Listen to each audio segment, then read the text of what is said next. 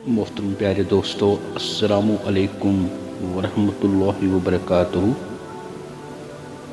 اللہ تعالی ہم پر رحم فرمائے، ہماری تمام پریشانی کو دور فرمائے۔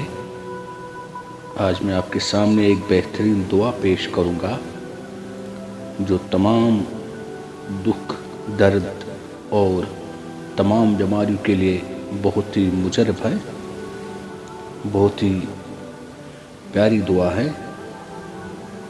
اسے آپ اگر دن میں 100 بار پڑھو گے تو آپ اس کا بہت ہی اثر دیکھو گے اپنے آپ میں۔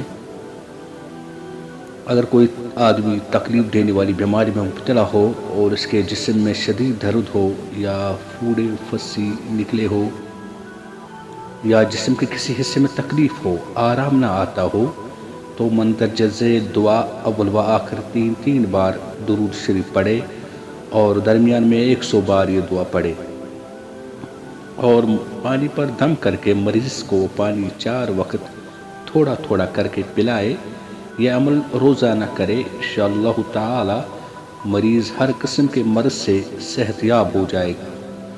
پلانے کے 4 وقت یہ ہیں: صبح ناشتے سے پہلے، دوسرا وقت ہے 11 بجے دن، تیسرا بعد نماز عصر، چوتھا ہے بعد نماز عشاء۔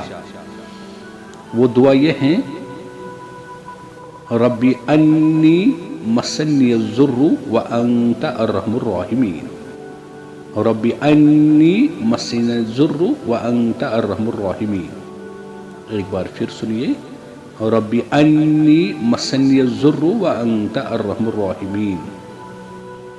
اسے پڑھیے، یہ مجرب دعا ہے، بہت ہی آزمودہ نسخہ ہے۔